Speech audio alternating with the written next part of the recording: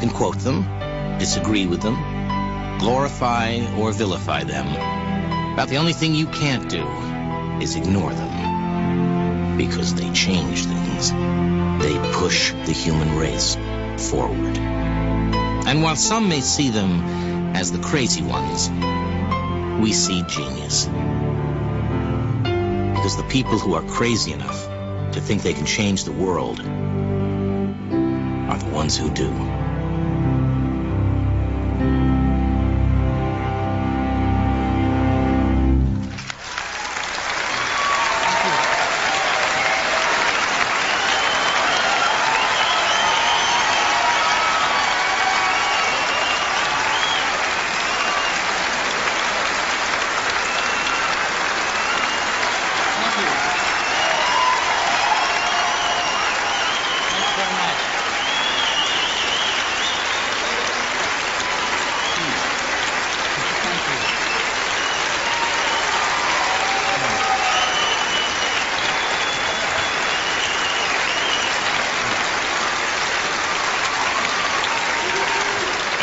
Thank you very much.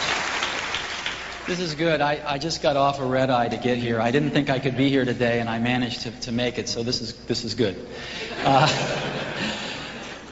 We got some great stuff to talk about today, so let's get into it. An American named Abraham Maslow came up with a theory that he called the human hierarchy of needs.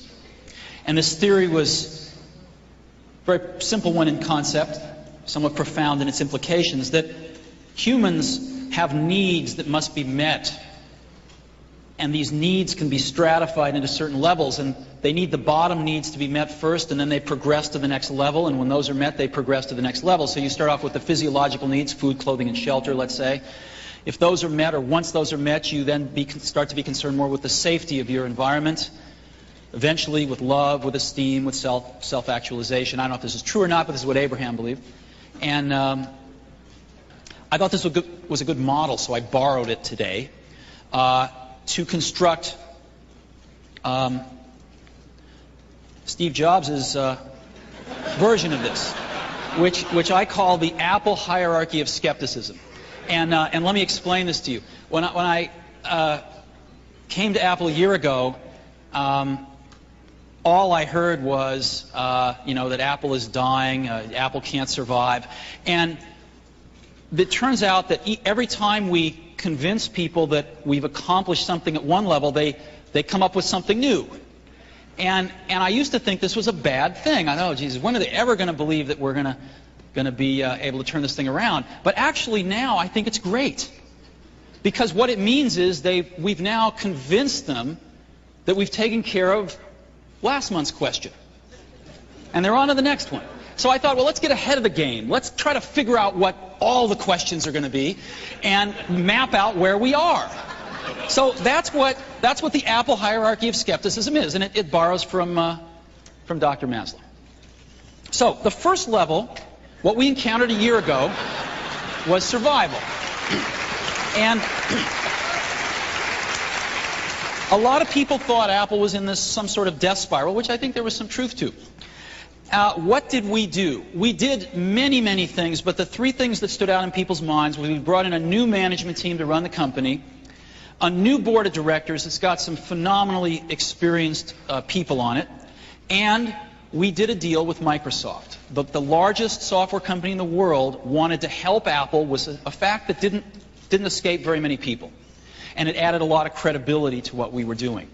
And the combination of these three things and a lot of other medium-sized things, I think, convinced people fairly rapidly that survival, at least in the short term, was not an issue. And it gave us some time to demonstrate that we could accomplish some other things. So immediately, once we did these things, then everybody moved up a level. And, I can't see when you do that. Thanks. So maybe later, could we do some more? That really helped me. Thanks. So they moved up a level. So if it wasn't about survival, it was, but there's no stable business in the Mac market. That was the next level of the hierarchy. So we had to start demonstrating that we had a stable business and that one could be made from the Macintosh market because it's a great market. So what did we do? Well, the most important thing was profits. In the end, that's what a lot of people look at. And so the first full quarter of the new management team, Apple delivered profits of $47 million, right, for the quarter ending the end of December. And in the next fiscal quarter, the second fiscal quarter, ending the end of March, Apple delivered a quarter with $55 million worth of profits. This went a long way to convincing a lot of the skeptics. And we will be announcing the results of our third fiscal quarter, the one that just ended at the end of June, a week from today. And I'm very pleased to tell you that it will be our third consecutively profitable quarter.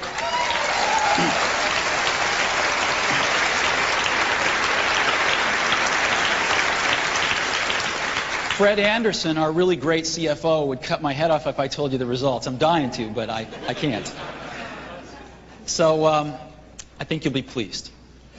In addition to that, we're seeing the resources of Apple rise in terms of cash, in terms of people. Our retention has gone way up. We're losing hardly any people from the company now, and we're hiring incredibly good people into the company. We also realigned our distribution channels, and of course the most visible part of that was CompUSA. There have been many other parts of it as well, but CompUSA is a very important part and sort of the symbol for the whole realignment of distribution, and it's working great. And we began an advertising campaign for brand around Think Different and for some very specific product advertising. So for the first time in a long time, people saw Apple on television and in outdoor and in print. And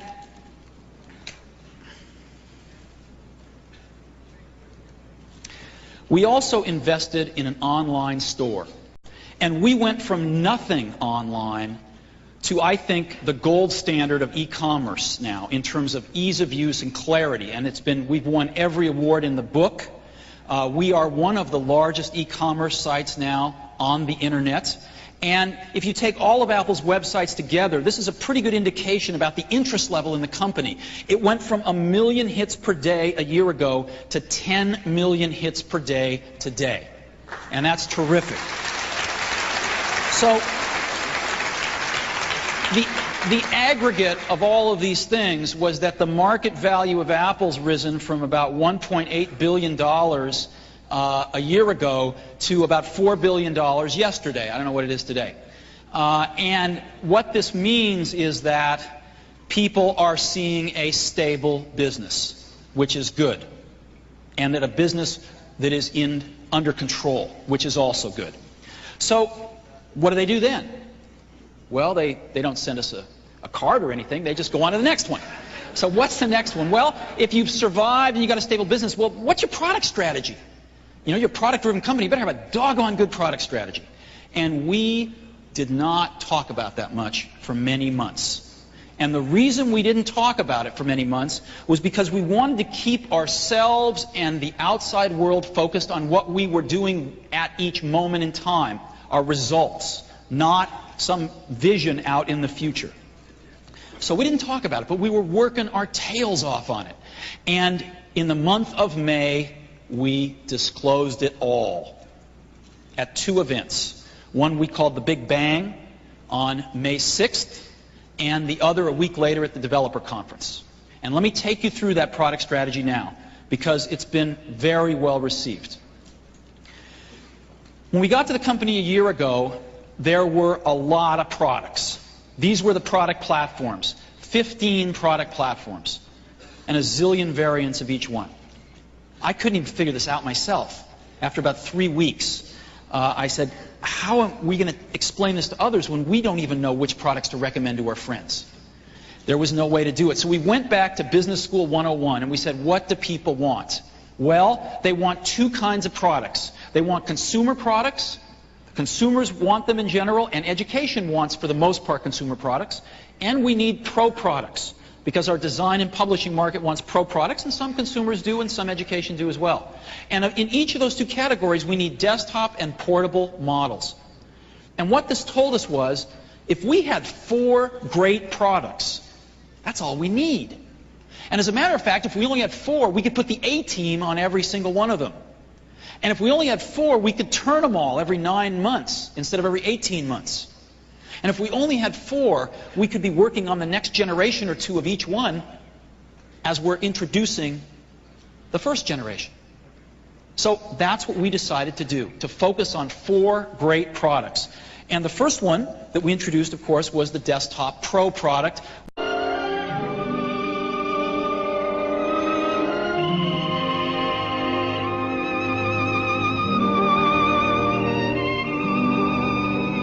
So you get the idea there. Yeah.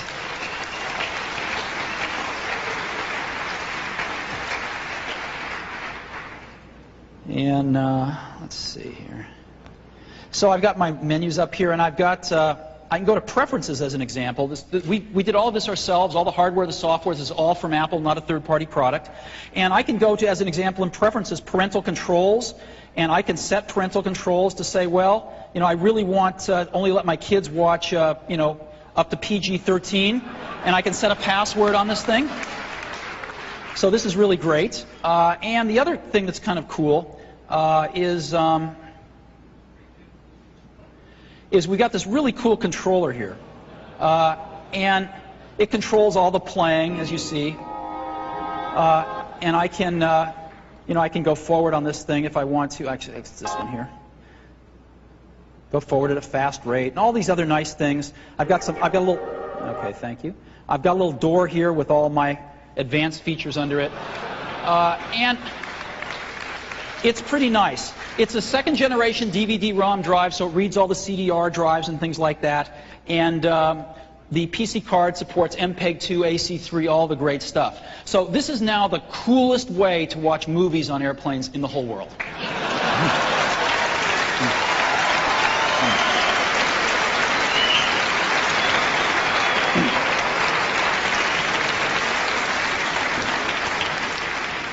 So that was our Pro Portable product. Now, we also announced on May 6th that we are developing a consumer portable product, and that we will make that available and announce it in the first half of next year. And we're hard at work on that, and I think it's going to be quite nice. Which brings us to our consumer desktop product, and something we're going to spend a fair bit of time on today, which, of course, is the iMac, which combined the excitement of the Internet with the simplicity of a Macintosh. And that was our goal in this product. When we got to Apple a year ago, it was very clear within the first month that Apple was walking away from the consumer market because Apple didn't have a compelling product under $2,000 and had not had one for some time. We immediately began a program to build the most kick-ass consumer product we knew how to do, and that's the iMac. So we're really, really happy with this thing. It's gorgeous. It's going to change the way we believe it's going to change the way computers look and should look. And as you see these things, there's I think between 50 and 100 iMacs here today. It is really, really beautiful. Keyboard, the mouse. It's very nice. And this is the competition, right? Now, the first thing to note about the competition is it's not exactly nice looking, but more importantly, the competition is powered by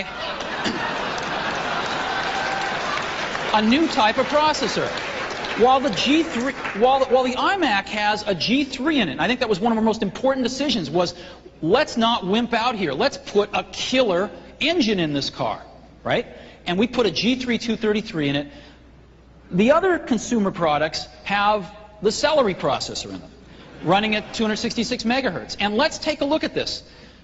The Celeron, the Intel Celeron, benchmarks out at 3.2 byte marks. Okay? 3.2. The iMac, 7.9. Okay? It blows them away. But even more impressively, let's add the rest of the Wintel lineup. The fastest Pentium money can buy at 400 megahertz is slower than our consumer product. Key point. So, what's in an iMac? G3 233 processor, half a megabyte backside cache. The thing screams. A gorgeous 15-inch display with 10 by 7. We said, you know, what's the most wonderful display you could ever build into a consumer product? And we built it in. And we designed it all ourselves, and the quality of this is gorgeous. You've got to go see these on the show floor. They're gorgeous, gorgeous displays. A really nice complement of memory, 32 megabytes of RAM, expandable to 128, a 4 gigabyte disk drive, and a 24x speed CD-ROM, and an outstanding complement of communications. We built in 100 megabit per second Ethernet because our education customers want it. Many consumer customers are starting to network in their homes, and even some of our design and publishing customers want to use the iMac because it's terrific for some of the jobs that they do. So we built in super fast networking. A lot of the other consumer products don't have networking, and on many you can't even add it. We decided to go to a whole new system of I/O, a whole new way to talk to your I/O called Universal Serial Bus. It's an emerging industry standard, runs at 12 megabits per second. We have 2 USB ports built in and a 33.6 KB modem. Now, we got some feedback on the modem. And while we have many faults at Apple, one of them is not listening to our customers. And so it's my pleasure to announce today that we have upgraded the modem, and that starting from iMac number 1, they're all shipping with a 56K modem.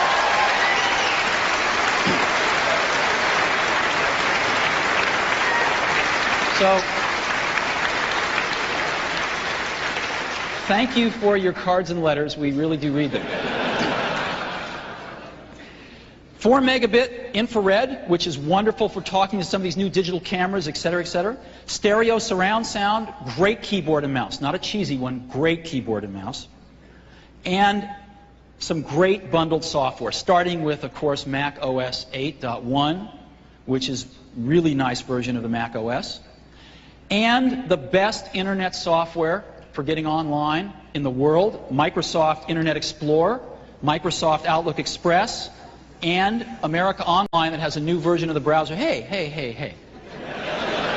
I gotta tell you, I use IE and I like it.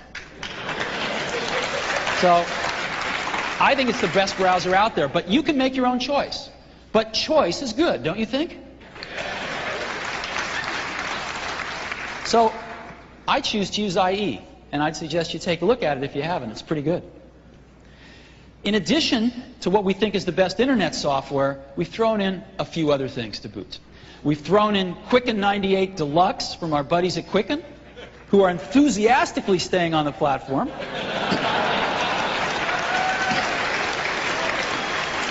I haven't played with the Williams-Sonoma disc, but I've heard it's great. It's all about cooking, and it teaches you how to cook, which some of us need to know. AppleWorks, whole new release of AppleWorks, which is terrific. Some great fax software. Metacreation Soap, which is wonderful to use with digital cameras. And 2 great games we're going to bundle. Nanosaur, which is wonderful, and MDK. So these are great games. So this is the complement of software we're going to be bundling with every iMac. This is the product. This is the price for everything you've seen. Complete. And we're announcing here today that our rollout of the iMac is going to happen on schedule. Our US launch date is Saturday, August 15th. You will have a lot of iMacs on the shelves in the stores. Maybe not for long, but they'll be there. So we are rolling out in the US on August 15th. Now, I want to go back to something we talked about a few minutes ago, which is Universal Serial Bus. This is a really big deal, because what it does is it extends Macintosh's legendary plug and play even further. First of all, Universal Serial Bus is 30 times faster than the old Apple serial ports. 30 times faster. Up to 100 times faster than some of the other older I/O. So it's really fast. You can plug up to 127 devices on Universal Serial Bus. And it's hot pluggable. What does that mean? It means you can plug things in and out with the power on without having to restart the computer, without having to turn it off. And all of the drivers load dynamically. So you plug a USB device in, and if the driver's not loaded, the operating system goes to the hard disk and tries to load it. If not, it asks you for the driver, and down the road we'll even be going to websites to download it automatically and fully dynamically links it in without having to do anything, without having to restart the computer, without having to know anything about it. And USB is an emerging industry standard, which means that all of the peripheral vendors making peripherals for any computer can have that same peripheral work on the Mac with no hardware changes. They have to just write a Mac driver. So you're going to see a lot of peripherals now available for the Mac that were not in the past, and we're very excited about this. And we believe that Apple has jumped into the lead on USB. The USB that's shipping on iMac and in Allegro, our software release coming out this fall, we believe is better than any other USB software in the world. So let's talk about some of the devices that are going to support it. First of all, our keyboard and mouse are all USB. You have 2 USB devices on the iMac. One of them goes to the keyboard, and the keyboard is a USB hub. So it actually has 2 ports on it itself. You plug in the mouse on the right or the left, depending on whether you're right or left-handed. You have one left. So you have one on the unit itself and one on the keyboard and mouse to plug in 2 additional USB devices. So what are some of those?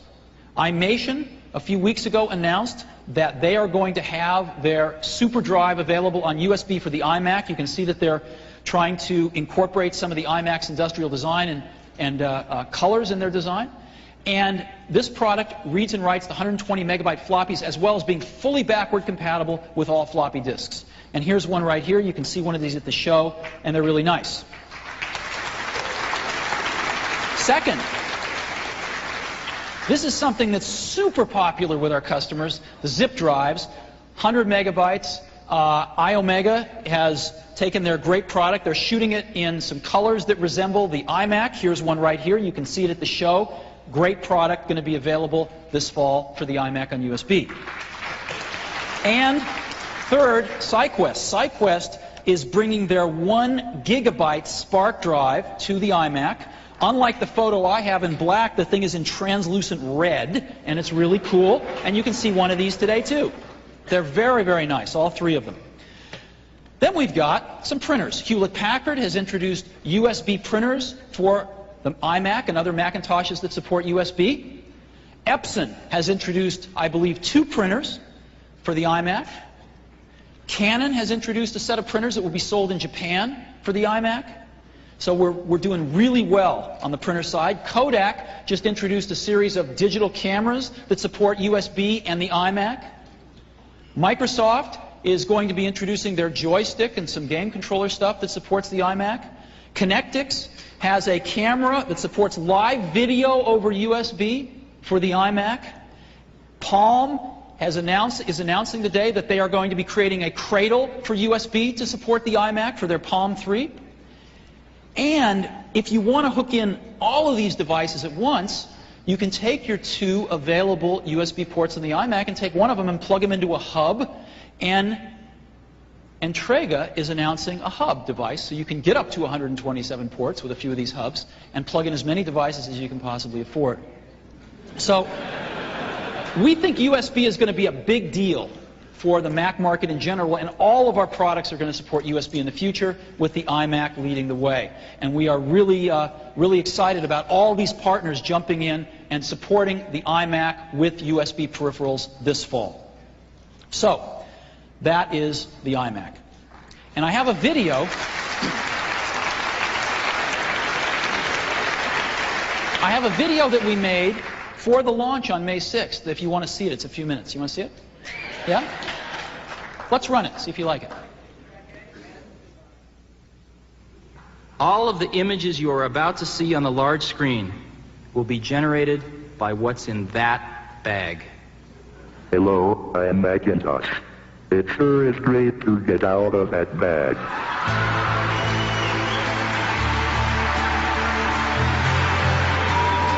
Millions of people bought a Mac because it did things that no other computer could do. It really got people excited. This is a personal computer like none other before. And for many years, Apple got away from that. It forgot how to be different. The original Mac is an impossible act to follow. But I think what we can do is one, benefit from the philosophy that was really the foundation for the original Macintosh. This product came to be because the exec staff said, stop. Let's focus on one thing, making the best personal computer, a computer that Macintosh customers will truly love. Well, what computer would the Jetsons have had? That's the perfect way of capturing the problem, which was, it was like the future yesterday. It defined simplicity, elegance, incredible ease of use, tremendous performance, and great value. This particular machine really delivers on that promise. It makes you feel a lot like you felt when you first sat down to use your Macintosh. When we have this wealth of creativity that cross our campuses, that cross our schools in K through 12, what we want to do is to unleash that capability. The team was a hand-picked team from around the world. It's a remarkable place to be as a designer. There's one company where this group could exist, and that's unquestionably Apple. That's what gets me really jazzed and gets me up in the morning is coming in every day and knowing, I'm working with a world-class team to build the best products in the world. Wow, that's some look, that's some box. My first reaction was, my gosh, what is that? People have to use their hands to describe it. They struggle to find words to describe it. It's the first time we've seen something in our industry that wasn't a beige box. Just imagine what's going to happen the first time somebody gets one of these home. I'm going to pull this thing out, I'm going to pick it up, and it's this gorgeous new shape. The surface as well is totally seductive. I mean, it's a lovely thing to touch and to hold. This cool keyboard with translucent keycaps. The connectors are translucent. I'm going to pull out this exciting new mouse.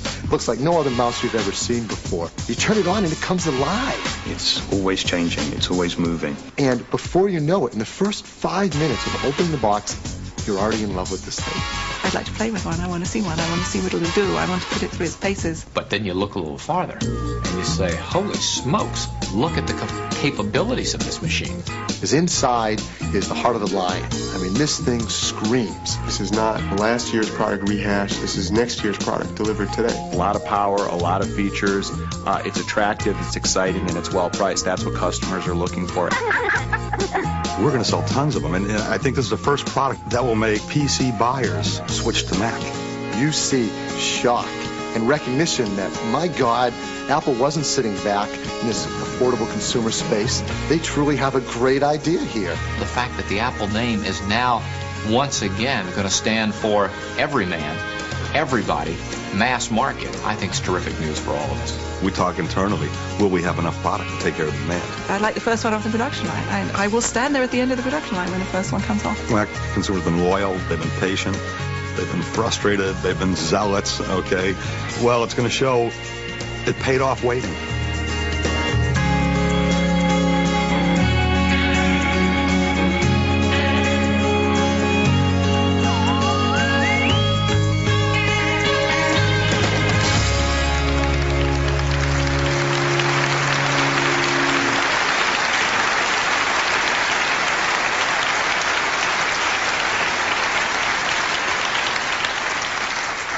We feel pretty strongly about the iMac.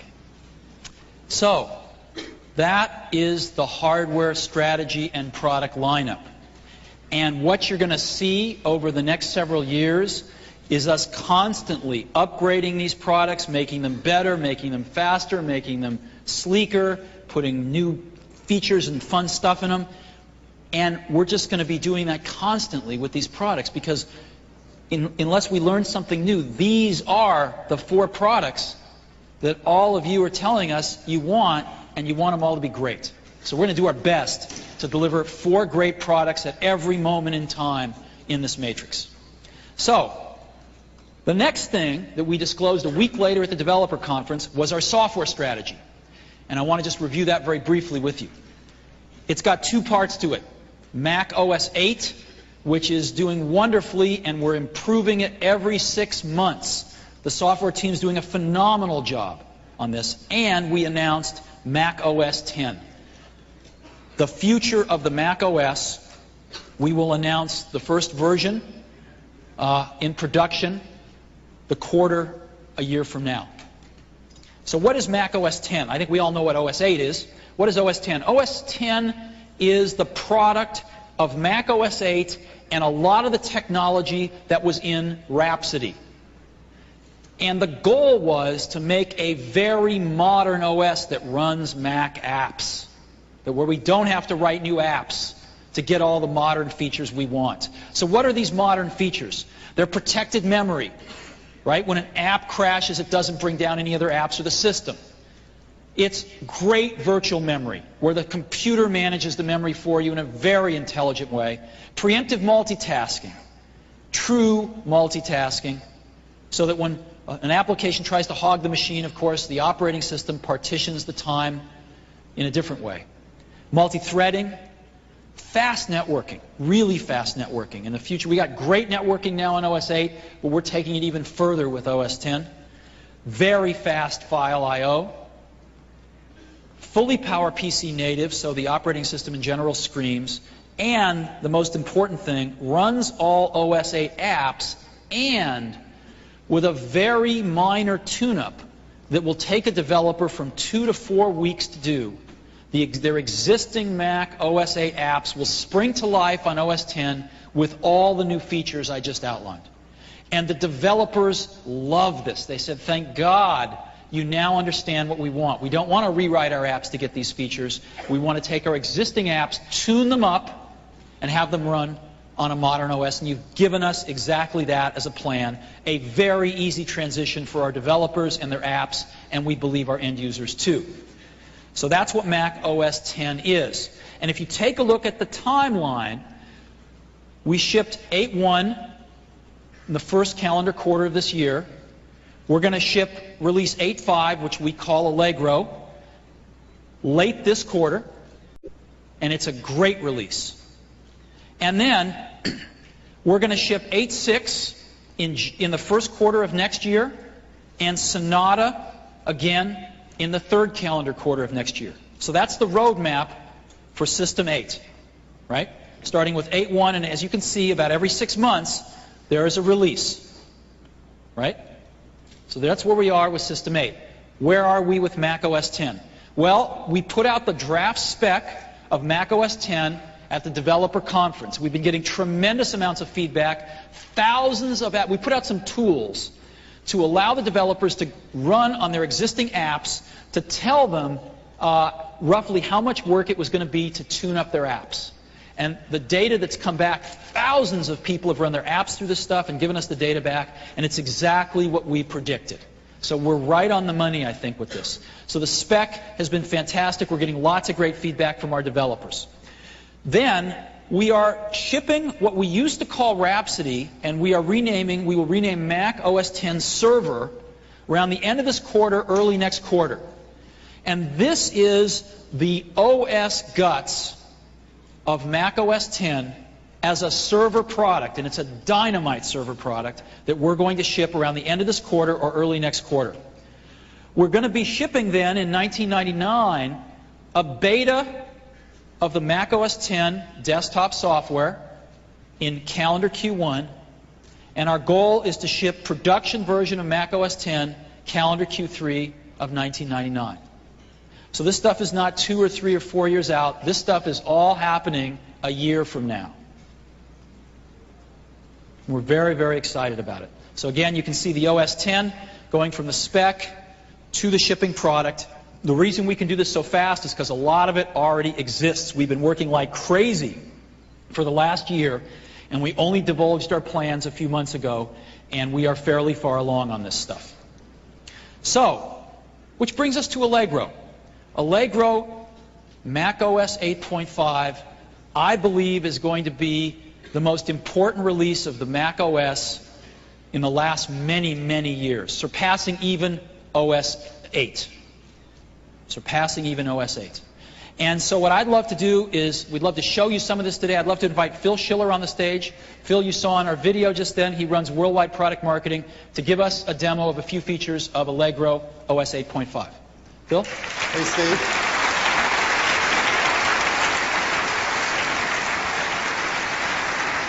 Thanks a lot. I'm actually incredibly excited to be able to do the first public demonstration of just a couple of the features that are inside this great new release that we call Allegro. Lovingly call Allegro. And what I'd like to do is actually bring up an Allegro machine running a early beta of Allegro and focus on two key features, two features that we think will be of extreme importance to all of our customers. One feature will be a new search engine. A search engine so powerful that we're going to give it a name. We're actually going to call the search engine Sherlock, because it's like having your own private detective inside your computer, helping you to find all the information you need anywhere in the world. And then the second demonstration I'd like to take you through is of network copy performance. Anyone on a network who works with large files, which is most all of our professional customers, live and die by fast networking performance. We have a lot of great surprises there in Allegro. So to begin with, here we are in Allegro, up on the screen now in front of you. And as you know, in macOS 8, we delivered some new finding features. As I pulled down the Find Control panel,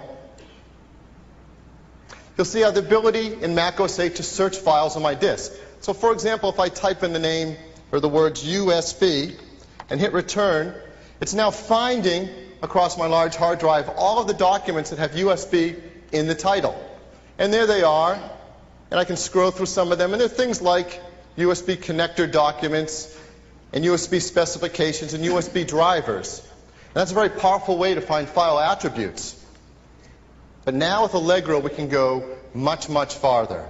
With Allegro's new search engine, Sherlock, we can actually find content inside all of your documents. So here I've brought up the next control panel, and let me type in a find. And it can be a very natural English statement. Like, let's look for cool USB products.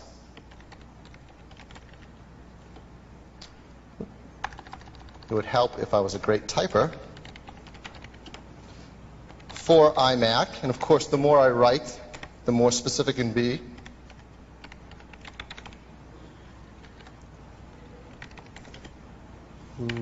Let's look for printers and floppies. And now what the search engine Sherlock is doing, it's going over my hard drive. I have 10,000 documents on my hard drive. 10,000 documents. It's searched them, it's looked for that content, and it's ranked it by relevance. See this new column that's highlighted? Relevance. It actually looks inside the documents at the text and ranks them by the relevancy of the statement I've written. And it looks inside all of your popular documents that we all use every single day. It looks inside my Word documents, my Quark Express documents, my ClarisWorks or AppleWorks documents. It searches all of these and comes up with the information. Let's just pick the first one right on top there. And here I open up a document, and inside it is actually information about HP's new DeskJet printer. Oh, later.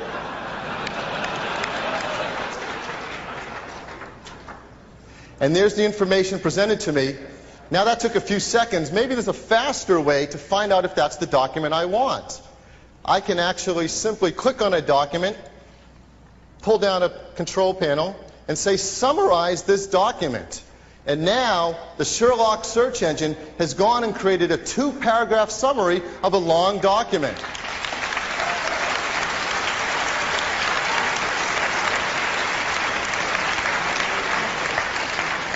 Pretty nice. Now you see why we gave it a name. Well, with Sherlock, we can search all of these 10,000s and more documents on all your drives and across your network. But what if Sherlock could reach out on the internet, the entire World Wide Web, and find whatever content you like to find? So here we click on the third panel, Search the Internet.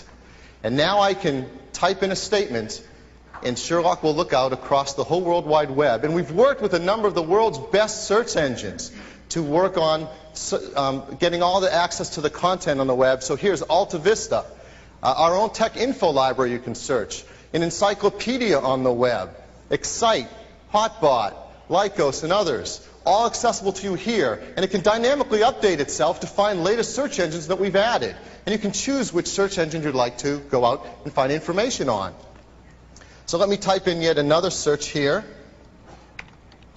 because on the web you can get the latest information. So let's look for pricing and availability of the iMation SuperDisk for iMac. Kind of thing we'd all like to look for. And now when I hit return, it is actually talking with all these search engines and getting back very quickly information from these search engines about the documents they all know about on the web. And I can scroll through, and again, they've been ranked by relevance.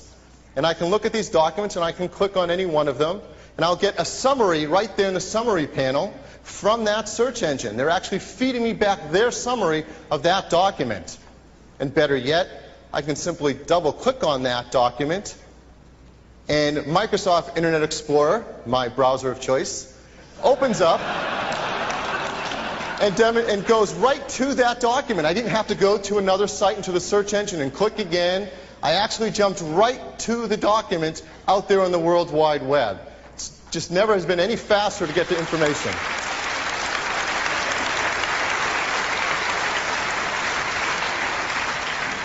Thank you. Now, wouldn't it be great if you could save all these searches and just do them over and over whenever you need to? And with Sherlock you can. You can save your search criteria right as files on your desktop to run them whenever you need to.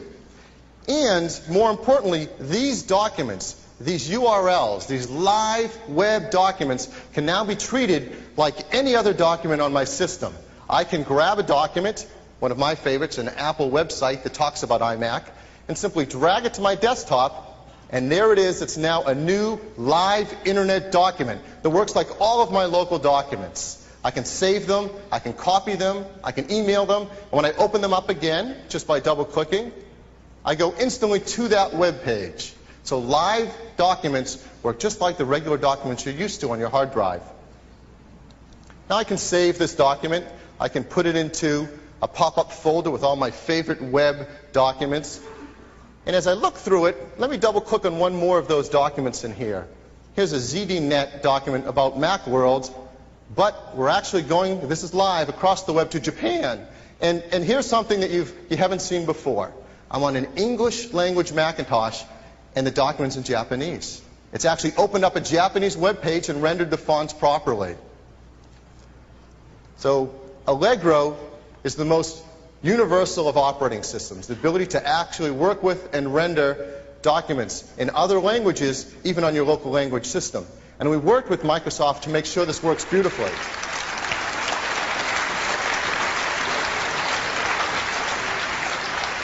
So that's Sherlock, the most powerful search engine in a personal computer, and it helps you find all of your documents on your local system, inside all of the content, and on your own network, and across the entire World Wide Web. And we hope it's something that every user will value and find of tremendous power. Now, for the next demonstration, I'd like to move over to another Macintosh and a PC next to it. Now, what we're going to show here, yes, you can boo for a minute if you want, that's okay. But you know what? It is a multi-platform world, and we need to work together. And we think that's fair, and we're working very hard on that at Apple. Yeah. But while we work together, it's also nice to beat them every now and then. It really is. So what we're going to do here is we're going to do a network copy performance test here. I have on your left, and on my left up here, a Power Macintosh G3 running the beta of Allegro that you've just seen. And it is sitting on a dedicated 100 megabit Ethernet network, which is something we'd all like to have, right? Your own dedicated network. And what's sitting behind it is another G3 Macintosh, the exact same kind of unit, running AppleShare IP6 as its dedicated file server. On your right-hand screen, I have a compact Desk Pro running a Pentium 2 at 400 megahertz, the fastest Pentium you can get, running the world's fastest networking file system, NT4. It's sitting on its own dedicated 100 megabit Ethernet network, and behind it is a Dell server, Pentium 2 server, also running NT4. Now, we've made sure the specs are exactly the equal on these machines, same memory, same partitions, so it's really a very equal test. And all we're going to do is the simplest of actions, copying a file. Steve, if you could give me a hand with this.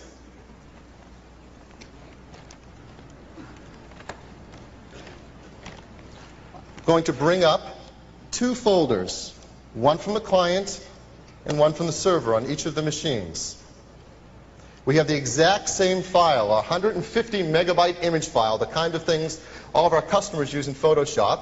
And all we're going to do is drag it from the client to the server, see who's faster. I can help you with that. Okay. Would you like to do the count? 2, 1, go.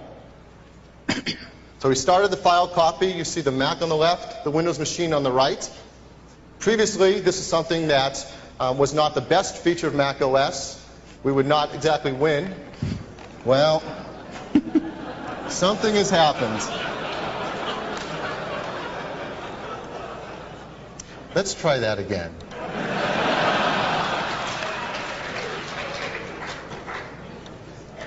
Let's delete the file. It's a good thing this is beta. Yeah. I think, okay, we're fine here. I have no idea what's going on. Let's try it again. Try it one more time.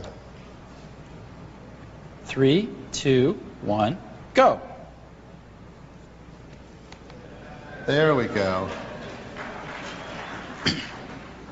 I promise when we ship it will be this fast. And you'll only have to do it once. And you'll only have to do it once. There we go.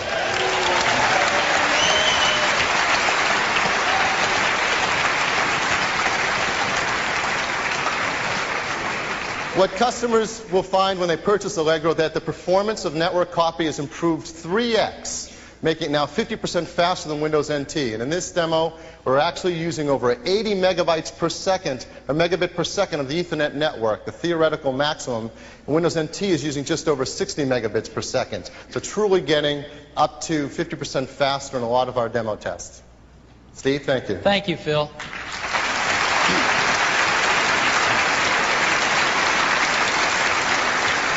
So, we're convinced that Allegro is going to be an incredibly hot release of Mac OS 8, and we're working very hard so that the quarter beginning about a year from now, we're going to be delivering Mac OS 10, which we think is going to be the most significant enhancement to the Mac OS since it was introduced in 1984.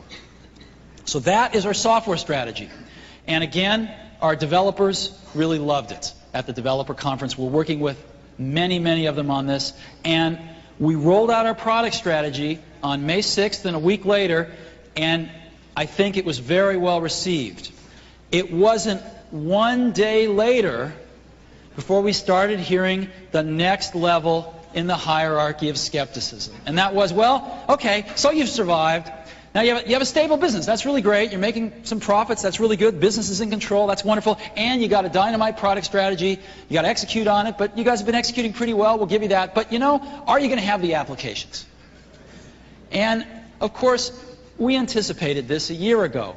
And we've been working with a lot of developers in the last year. And it's amazing how many of our developers just hadn't been talked to, hadn't been listened to. And we've been doing tremendous amounts of that and really forging business partnerships with our developers, and it's been fantastic. But let me take you back to a year ago. A year ago, that was not the case. When I first got back to Apple, I called a lot of the big developers up, and they were just hopping mad at Apple. Hopping mad for having lost some market share, but even more hopping mad for not having paid any attention to them. And we knew we had to turn this around. And we started asking some of these developers to re-partner and recommit to Apple, and so that we could together turn the situation around. And you know who the first one was? It was Microsoft. They said, we want the Mac to succeed. We've got a fantastic business selling Mac software. We think the Mac is great. We want the Mac to succeed. We want to partner with you. Our first developer partner, which we announced a year ago at Macworld. And I'm really pleased to tell you that despite the boos we received a year ago at Macworld, this partnership has blossomed. And it's done what every good partnership should aspire to do, which is to deliver great products to our mutual customers. And I'm very happy about this.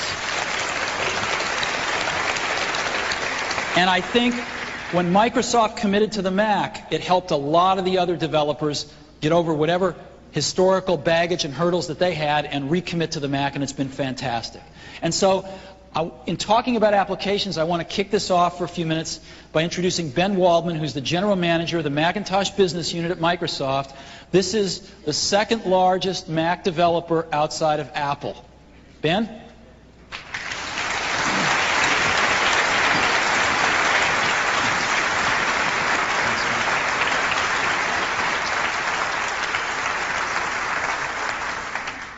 I have to tell you, it's really exciting to be able to come to Macworld and be from Microsoft and actually get some applause. But I guess maybe that's what happens when you finally learn how to write some good Macintosh software.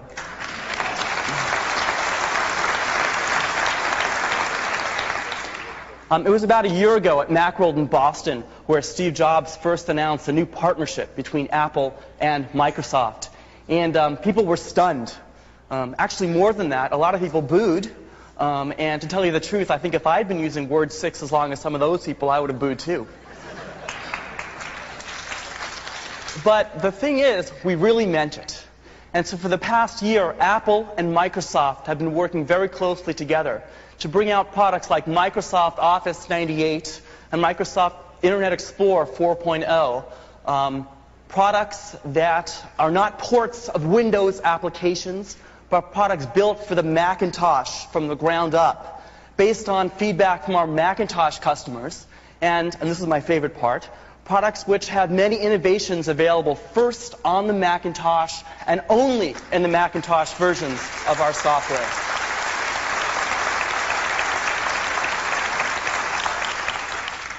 Steve first showed me the iMac sometime last year when I was visiting Apple on a trip down there. And when I looked at the machine, I thought about it, and actually the first thing I thought was, boy, these guys really are thinking different. And actually, seriously, I looked at the machine and I thought, what a great consumer platform. What a great machine for any user in the home or in education. And we knew that as Apple's partner, it was our job, our responsibility, to create some really innovative software to go along with this great new hardware from Apple. And so with Office 98, we made sure not to create some high-end product with some obscure features that only a small percentage of our users, would ever use. We spent over 80% of our effort working on features that every single user would use every single day to make Office 98 indispensable to all Macintosh users, whether they're using a G3 desktop, one of the fabulous new G3 portables, or, of course, the new iMac. And in fact, we thought that iMac and Office are such a great combination that today, Apple and Microsoft are announcing that every customer who buys an iMac and then buys a copy of Office 98 will be eligible to receive $100 back from Microsoft.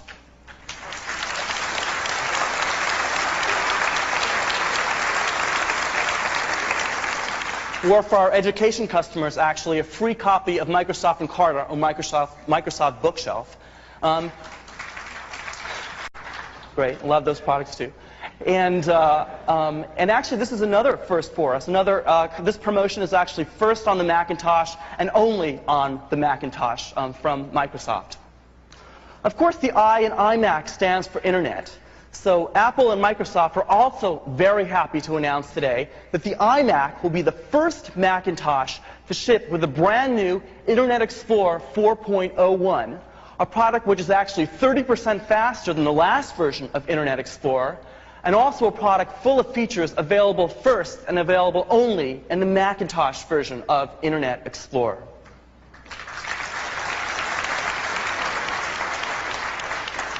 To tell you the truth, being the I in iMac is really a big honor for us. But more than that, it's also a big responsibility. And it's one that we take very, very seriously. When we look at what's been going on with browsers in the past few years, we've seen so many people talk about this technology or that technology. Does the browser support this acronym or that acronym? And one thing we never really heard much about was users, was about customers.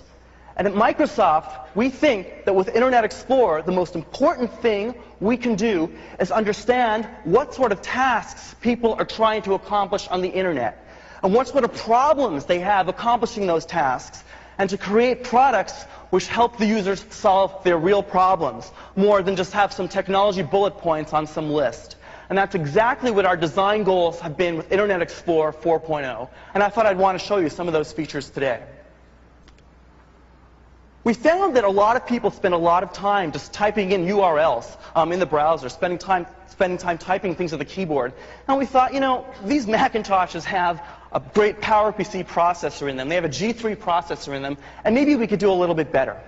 So if we go in the browser and we start typing a URL, if we type www.a, we're automatically going to guess that you want to go to Apple's website because that's the website that you visited most recently that starts with www.a. We thought maybe we could guess and save you some typing time. Sometimes we'll guess wrong. We make mistakes at Microsoft, yeah. And so when we do that, you can actually click on the pop-up menu to the left of the address bar, and we'll actually show you all the websites that you visited, which start with www.a. And that's a feature available first and available only in the Macintosh version of Internet Explorer, that pop-up menu. Another area where we thought we could do a lot better was searching on the Internet. So if we bring out the new search bar in Internet Explorer, and let's pick Excite as our search engine, and let's look for some cafes in New York. So we'll type in Cafe New York, and we'll see a bunch of search results come back on the left side in the search pane. And we'll try one. Let's try that. And it turns out it's the wrong page. Now, in other browsers, you might have to go and click the back button right now, and then you'll hit the back button, and it'll reload the page, and you'll try another one, and it's kind of a pain in the ass. So we thought we could do a bit better. So now you can see the search result and the content at the same time in your browser. A radical idea, but we think it makes things a lot easier.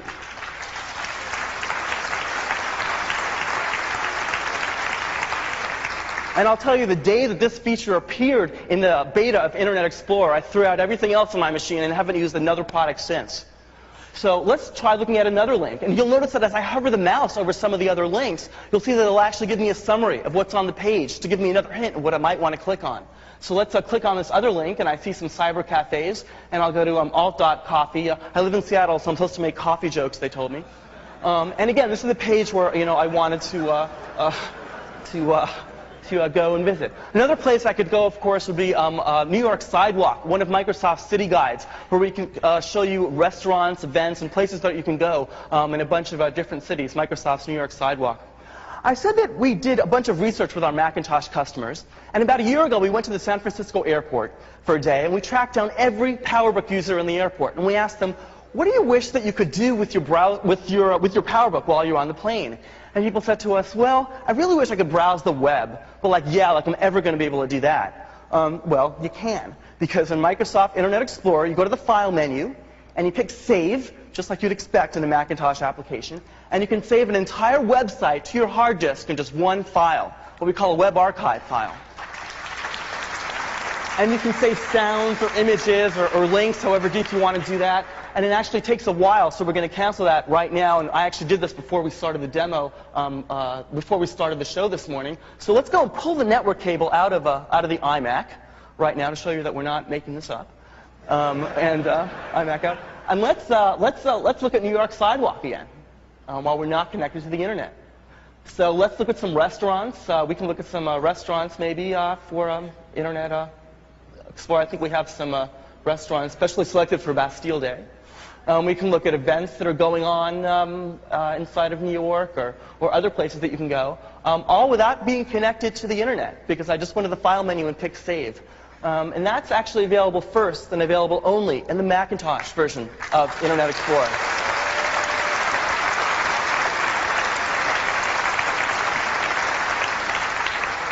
Another thing that's really important to Macintosh customers is color fidelity. So that when a designer designs an image and you see it on your screen, you want it to look exactly like what the designer intended it to look like. And of course, that's important to graphics professionals. But more than that, it's also important to every person using their iMac at home. Because as you buy things on the web and do electronic commerce, you kind of want to know what things are going to look like before you buy them.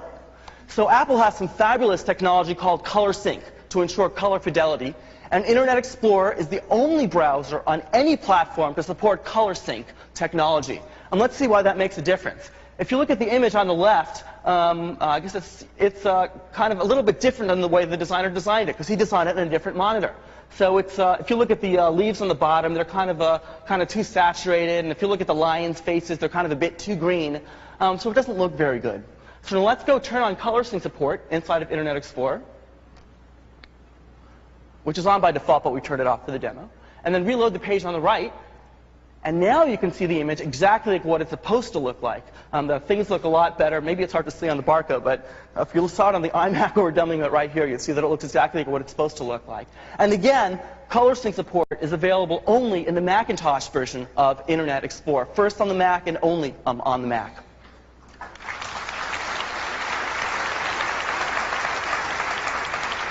So that's been some of the work that we're doing in Internet Explorer. And I've talked about what we're doing now, and I want to talk a little bit maybe of what's coming up for Microsoft in the future, if you want to hear that. A few people. Okay. One of the things we've just done at Microsoft is actually reorganize our Macintosh groups. We've taken the 200 people working on Macintosh software today at Microsoft and put them into one organization, my group, the Macintosh Business Unit. And the reason we did that is because we think if we can get all the Macintosh fanatics at Microsoft, and there are a lot of us together, we can share a lot of great ideas and make sure that the innovations that we come up with are available throughout our Macintosh product line. So if you like Office 98 today, you're really going to like the work that we're going to be doing in Internet Explorer, and vice versa. And another reason that we think that that's really great is that I can now make this promise to you that Microsoft will never again ship ported versions of Macintosh applications.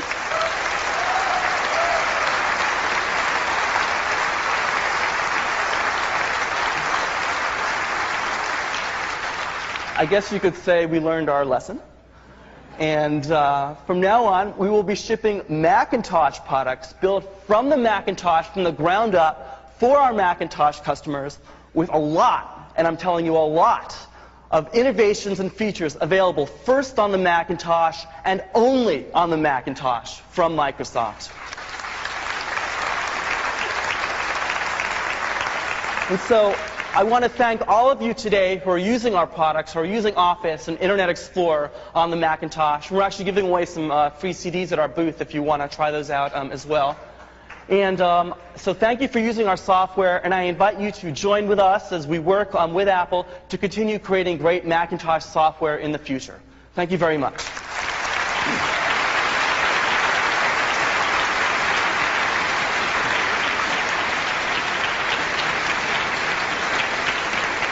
Thank you, Ben. You know, when we announced this partnership a year ago, I was trying to think of analogies. I thought, well, Nixon goes to China, or Reagan and Gorbachev, but then somebody had to be Nixon, you know, and so, or Ronald.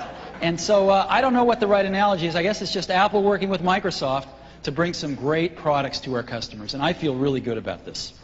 So, we've been doing a lot in the last year with Microsoft and with others.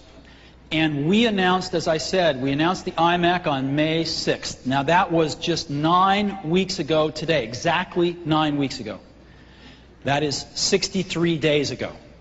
And since that time, a lot of the work that we've been doing with some of these developers has come to fruition, and even some developers that we hadn't talked to have called us on the phone, and an extraordinary thing has happened.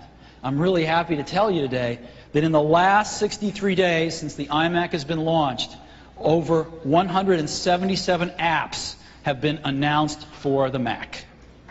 Huge. So these are totally new apps, they're upgrades, the whole bailiwick, 177 new commits for apps to the Mac since iMac was launched. Now I've got about 20% of them I just wanted to run through with you. Obviously, some great internet software. You heard about a new version of IE. America Online's got a great version for the Mac of their new browser that's terrific, much better than their prior version. On the web, we've got some great software to create websites. You know, Electrifier, NetObjects Fusion, and Cyber Studio Go Live, and they've got a new consumer edition of this product out, and it's great. In our core publishing market, Adobe shipping a landmark upgrade, Photoshop 5, that's been extraordinarily well received by our customers. Corel coming out with the Draw and Paint programs. Some fantastic stuff from Meta Creations, some upgrades like Supergoo, and some totally new products like Show. 4 new products from Meta Creations. And some products in the audio and video space, and the most important of those is Avid Cinema, but Cubase's product to create audio is also stunning.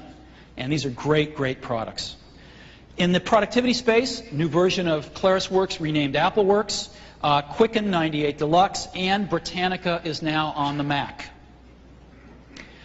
Some utilities, we've got Norton Antivirus and Conflict Catcher have been announced. And we've been really working on some games. For some reason, the past senior management teams didn't like games. I don't know why, but we do. And we've been really trying to get some games back on the Mac, and we're doing great on this. First of all, the X-Files game, which is really hot, is coming out on the Mac. 3 of the great fantasy games, Riven, Legacy of Time, and Douglas Adams' Starship Titanic, all coming on the Mac or are on the Mac today with new versions. Star Wars, right? LucasArts coming back on the Mac, as well as 2 great Star Trek titles from Macsoft. Civilization, great shoot-'em-up titles. And these are 2 incredible ones, actually. Real Pool is an incredibly cool 3D pool game. Now, Deer Hunter I haven't played. I'm a vegetarian. But I'm told that this is incredibly popular, probably in the Midwest, with the guys. But if you have a rifle in your truck, you ought to check this out. Okay, Tomb Raider. Super hot game. Lara Croft coming to a Mac near you, and we are extremely excited. The whole Tomb Raider series is coming over, and we're extremely excited about this. And that's a lead-in to basically your teenage boy games. And we've got a lot of them, you know, a lot of them. And so we hope we can keep our teenage boys in our market very, very happy with these games. We think they're going to be very cool. But we also have some girls in our audience. And Mattel has announced that they're bringing their 3 most popular Barbie titles over. And when your daughters are done with them, they can get a cosmopolitan virtual makeover. Also coming to a Mac near you. Some fantastic young learning software. Sesame Street coming back to the Mac. Some fantastic stuff. Dr. Seuss Rugrats, incredibly popular and good software. Kid Pix, again, incredibly popular software coming back to the Mac. Some fantastic reading software, the Reader Rabbit series, as well as some other reading software that's terrific. And some math and some history software. Again, edutainment and educational coming back to the Mac. Also some terrific games. So I think we've got a tremendous complement of stuff from some tremendous developers coming back in these areas. And again, this is like 20% of what's been announced in the last 63 days. But in addition to software delivered on CD-ROMs, there's also been a lot of online software that has been introduced.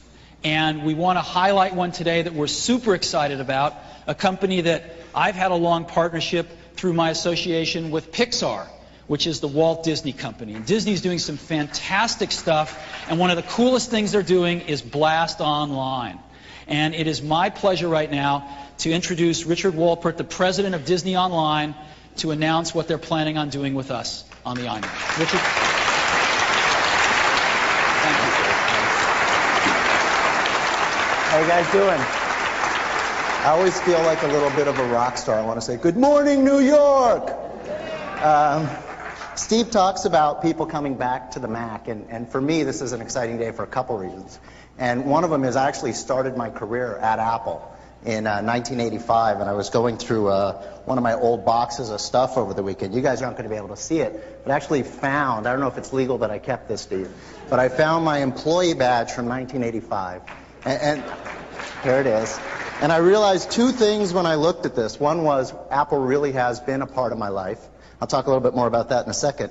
And the other is I've aged a lot in 14 years. So 2 people that I know looked at this morning and said, is that you? You know, Apple really has been part of my life. I had a software company for several years called After Hours Software, which specialized in Macintosh software. Probably more important than that, I actually met my wife at Apple. She was an employee at Apple as well. We've been married for 6 years, and she's due with my second daughter in about 2 weeks. So I'd like to give my wife a hand for letting me come to this show. The other reason I'm excited today, well, one reason, I saw Sinbad in the audience, and that's exciting for me right there. Hi, Sinbad. How you doing? All right. So that was exciting. I'm doing a demo for Sinbad. That's pretty cool. What's that? Okay, we'll talk later, Sinbad. My people will call your people. I have some people they'll call you. We'll do a breakfast. Gregory Hines, we're doing a musical. It's going to be funny. We'll have Hines and Sinbad. It's going to be great.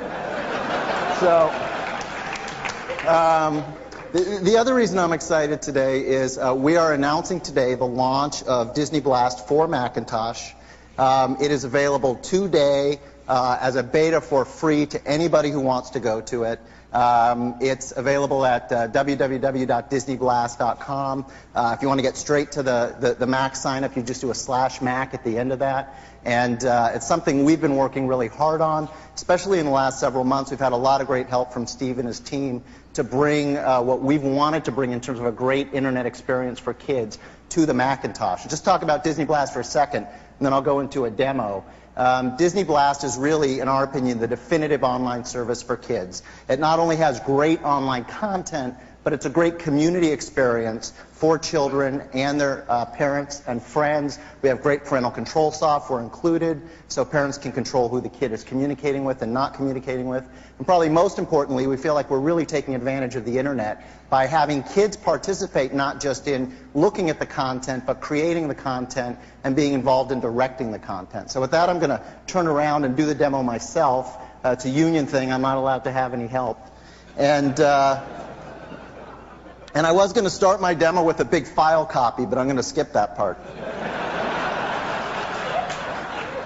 So hopefully I look good from the backside. I haven't been working out quite as much as I used to, but so this is Disney Blast, and one of the nice things about Disney Blast is it changes literally every day. We have different live events with characters and chats with kids every single day, and Disney, as I'm sure you all know, has a big focus right now on Mulan. So there's a lot of Mulan content on the site right now. We have another movie coming out, the Bugs Life movie. In a few months there'll be a lot of that content on. And Blast itself, and I think we're missing sound. So if somebody, there we go.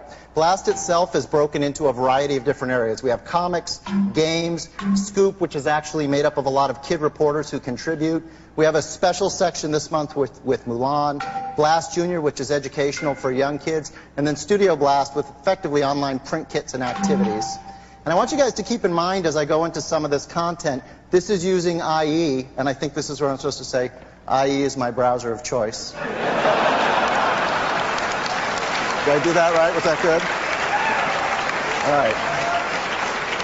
And this is all in the browser. So what you're about to see is a lot of really rich multimedia content that we spent a lot of time creating that's in the browser using the standard types of plugins that you're familiar with. We use Flash and Shockwave Director a lot. We use some Java.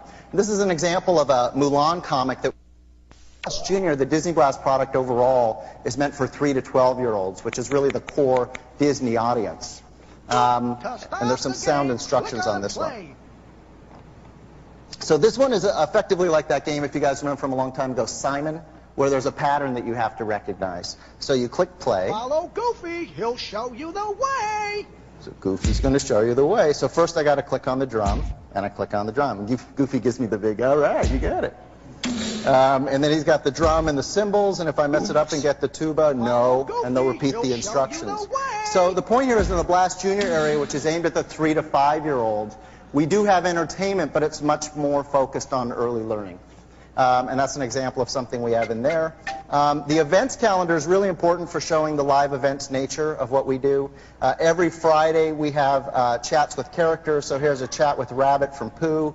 Yesterday we had Nintendo chat, chat with your D-Pals, which are your friends. We have a multiplayer game starting this week where you can go and play trivia against lots of different people. And the last thing I'm going to show you is something called Studio Blast. And there's a couple different things in here. One is we offer different print studios. So an example of a print studio would be Lion King Print Studio with coloring pages, wallpaper, calendars, greeting cards. If you wanted to make a calendar online, you simply choose the character you want. You can choose any month that you want, and you create the calendar and you can print these out. One of the great things about Blast and the online mechanism that we have is every couple weeks you get a new print studio. So we just released the Mulan one now. There'll be another one coming out in a few weeks, and you get great stuff here. The other thing people ask us is, well, if I go to Blast, am I just going to get Disney stuff? I'm showing you a lot of Disney stuff, but part of what we're striving to do is have Disney traditionally branded stuff, but also reach out a little bit. And with that, we have a section called D-Toys, and I'm going to end by showing you one of my favorite D-Toys, which was actually inspired by my mother. It's called Fridge of Horrors. My father always used to say, "You're going to kill us one day." I don't even know what that was at one point in its life. So for those of you who have parents who have refrigerators that they don't clean out, you'll know what this is. But the concept here is a D-Toy, and it's just something to play with. It's kind of like a game, but there's no real scoring involved. And it speaks for itself, really. The instructions are click the food, so those are fairly self-explanatory. And there's various food that you can choose to put in the refrigerator, so I'm going to start with the pizza. And you take the pizza, and you think, I might be eating the pizza in a couple of days or an hour, so you put it in the refrigerator. But then time goes by.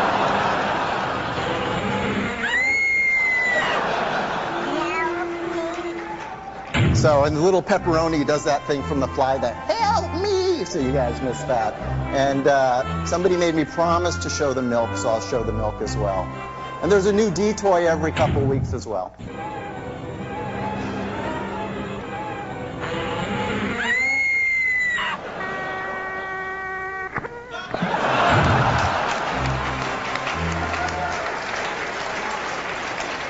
So that's a quick overview of Disney Blast. Again, it's available today as part of the free public beta, disneyblast.com/Mac. I would personally like to thank Steve and the people at Apple. They've been tremendously helpful for us and to us in the last 6 months in some of the technical things that we needed to do to make this happen. And thanks for the opportunity to be here today.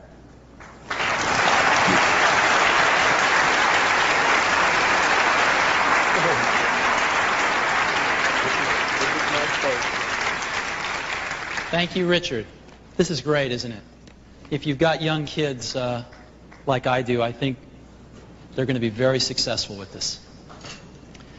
So, 63 days, 177 applications. And I think this has startled even us. If we can keep going at anywhere near this rate, we're going to be doing great. So, I've got a video on applications that I'd like to show you. It's about 3 minutes long. Is that okay? Some of the developers talking about this. So let's go ahead and roll that.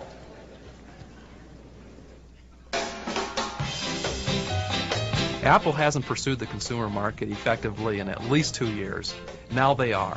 A whole new constituency is coming into the market, and it's crucial that Apple have an offering for that new market because it's the fastest growing segment. And it's the home really where the installed base is growing so fast as computer penetration goes up in the United States and across the world.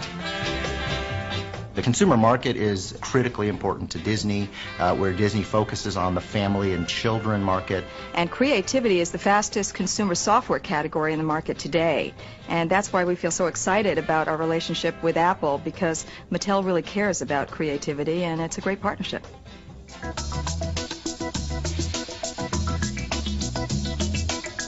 With the renewed enthusiasm that Apple has for the iMac and the consumer market, we're really on board big time with Apple.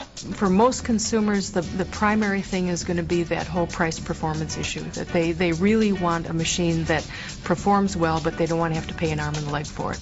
The great thing about the iMac is just the sheer sort of piratical daring-do about saying, well, we're going to do an entry-level machine, but just for the hell of it, it's going to be more powerful than the top, highest-level machine produced by the opposition. I think it's very young, I think it's very contemporary, I think it's very hip. The internet integration that the iMac has is probably one of the most compelling things about the iMac product for us at Encyclopedia Britannica, because increasingly our services and applications are going to be delivered online. The design is terrific.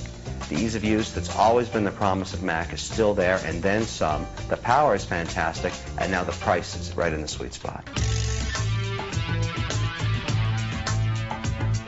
it's games that drive technology, because that's the area where people want the next gizmo, want it to be a bit more powerful, want faster ray tracing, want all these different things. We've chosen to make a major commitment to the Macintosh by bringing our top product, Tomb Raider, over to the Mac for the first time. Apple is enabling technology for our software, and I think that it's time that the IDOS games and other games come back to the Apple platform. We came back into the Mac market to make a version of Cosmopolitan Virtual Makeover specifically for the iMac because we're so excited about it. We have more new games coming out for the Mac in the second half of 1998 than we've ever had in a 6-month period since Macsoft was conceived. We brought our Cyber Studio and a personal edition to give a full-powered version for the iMac, what I think the best consumer computer today. You can just imagine what that means for every consumer running the full-color, very fast, real-time technologies that MetaCreations creates. If we're going to do anything with learning in it, we have to be on the Macintosh. There's so much tradition there, particularly among educators. The past year at Microsoft has been the best year for our Macintosh business in years.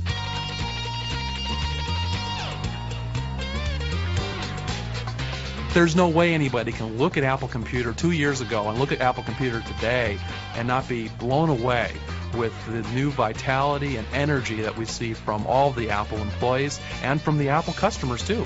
This is not religion, this is business. I was here for the first Macintosh, and I can't believe that we're recreating it again. If Apple sells more computers to the consumer market, we're going to sell more games. It's that simple. Apple is back, and they get it. Let us not forget simplicity. We've got the easiest to use, easiest to set up product in the world. The other guys have tried to copy us for 10 years, but it's still not as good. And for once in a long time, we're not standing still anymore. So, how do we measure simplicity? I've got my final video to show you, and it's wonderful. It's a simplicity shootout, and I'd like to run it now. The iMac's superior performance is easy to benchmark, but its real power lies in its simplicity. How do you measure simplicity?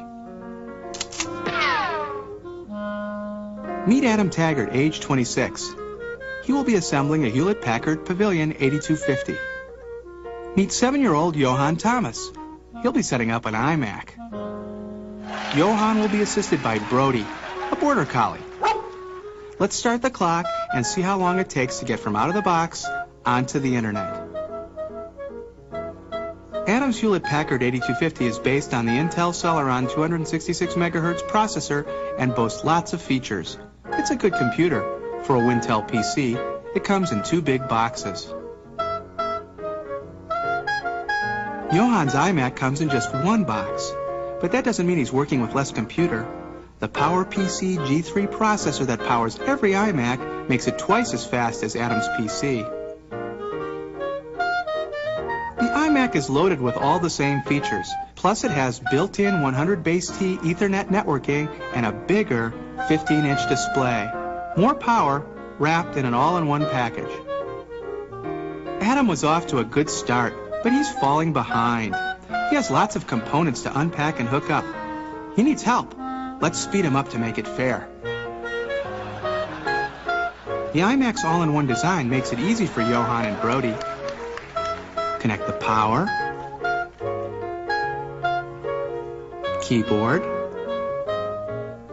mouse, and built-in modem. Adam's getting confused. Putting together a PC takes concentration. He's double-checking the directions. At 4 minutes and 40 seconds, Johan powers up the iMac. Time for a break.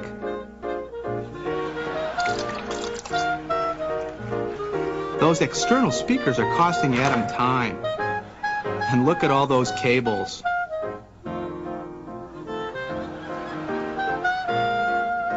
Johan is close to the finish line.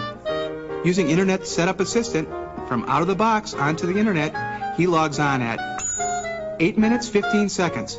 Game over.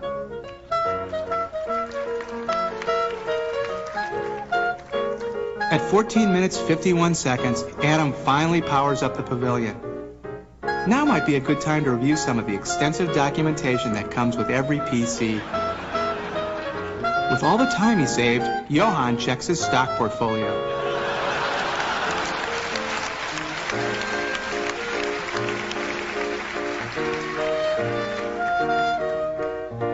At 18 minutes 10 seconds, Adam locates his certificate of authenticity and starts to register Windows.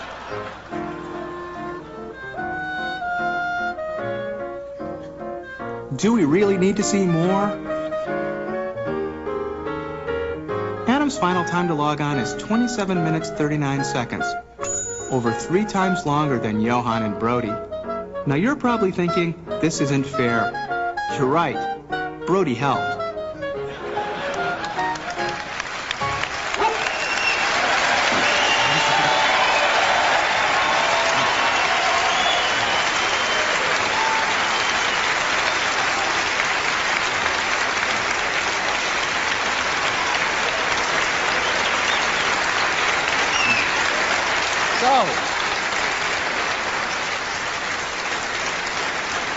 By the way, that was totally real. We just got these two guys and filmed them. Didn't tell them anything, and it was totally real. We got to make that into a commercial, don't we? Yeah. So, these are 4 incredibly powerful, unique, compelling assets. The brand, the installed base, especially in the consumer and education markets, the ability of our design to really take these products into that consumer space of fashion, and the fact that our products are dramatically simpler to set up and use than our competition's. Incredibly important.